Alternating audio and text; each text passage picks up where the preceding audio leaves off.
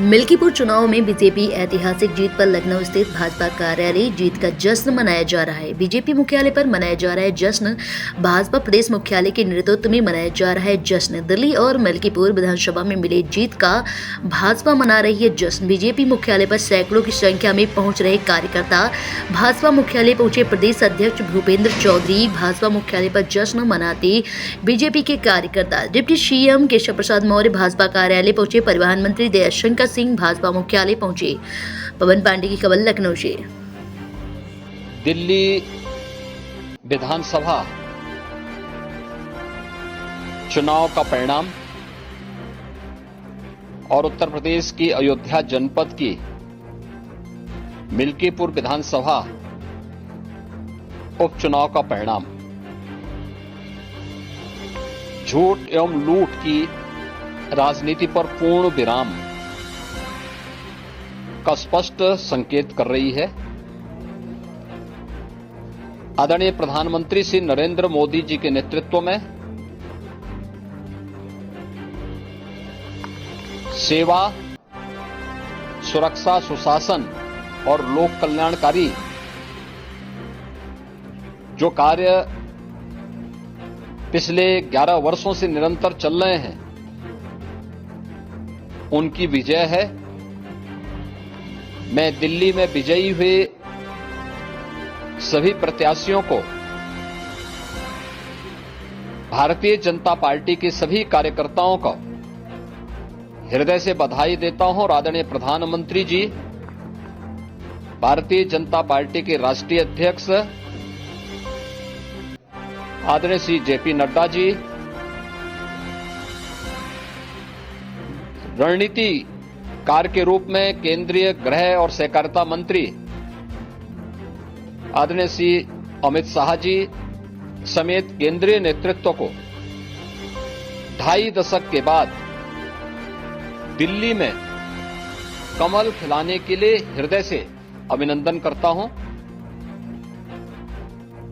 दिल्ली में झूठ और लूट की राजनीति पर पूर्ण विराम हुआ है। अब हमारा राष्ट्रीय राजधानी भी विकास, सुशासन और लोक कल्याणकारी योजनाओं का सही लाभ दिल्ली वासियों को प्रदान करने में सफल होगा। पिछले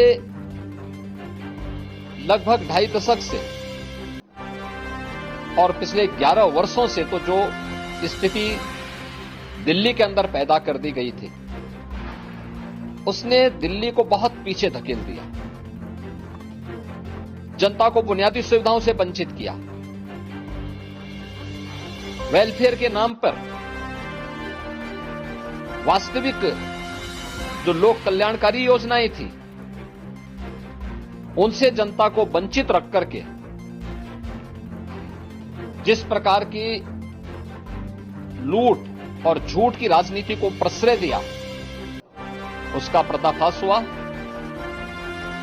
अब हम कह सकते हैं मां यमुना के तट पर बसी हुई दिल्ली विकास का रसास्वादन करेगी और दिल्ली वासियों को उन सभी वेलफेयर स्कीम का लाभ प्राप्त हो पाएगा जिसमें बैरियर का काम दिल्ली के अंदर आम आदमी पार्टी की सरकार पिछले 11 वर्षों से कर रही थी। ऐसे ही उत्तर प्रदेश के अंदर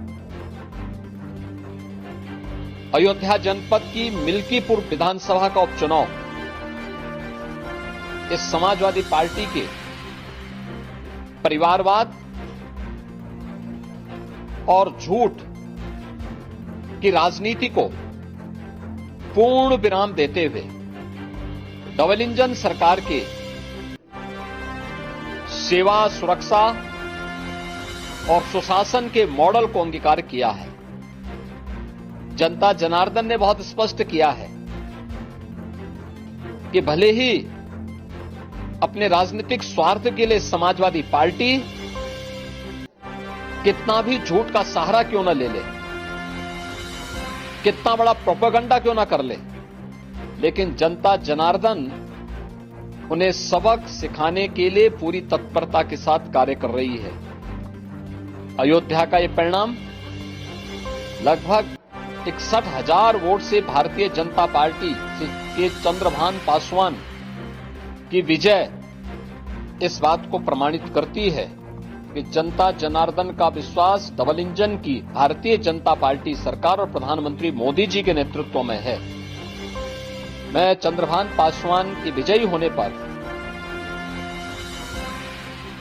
भारतीय जनता पार्टी और सहयोगी दलों के सभी पदाधिकारियों को, अयोध्या के मिल्कीपुर विधानसभा के सभी कार्यकर्ताओं का हृदय से अभिनंदन करता हूं, बधाई देता हूं और उन्हें इस बात के लिए आश्वस्त करता हूं कि जिस विश्वास के साथ उन्होंने डबल इंजन की भारतीय जनता पार्टी पर विश्वास जताया है, उनकी आशा और अपेक्षाओं पर ये डबल इंजन की भारतीय जनता पार्टी सरकार खरा उतरेगी और झूठ और लूट की राजनीति को हमेशा के लिए पूर्ण विराम देने के लिए दिल्ली और उत्तर प्रदेश के चुनाव ने जो परिणाम दिए हैं वह सचमुच अभिनंदनीय है और एक सुखद भविष्य की ओर हमें ले जाने के लिए एक नई प्रेरणा भी प्रदान कर रहे हैं।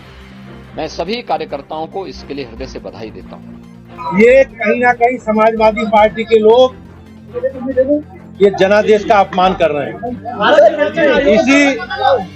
इसी ईवीएम के, इसी पुलिस प्रशासन के आधार पर अभी लोकसभा के चुनाव हुए और लोकसभा के चुनावों में जिस प्रकार के परिणाम आए वो सब जानते हैं, लेकिन मैं एक मजबूत और एक जिम्मेवार राजनीतिक दल के कार्यकर्ता होने के नाते सभी विपक्ष के लोगों से अपील करता हूं कि जनादेश का सम्मान करें।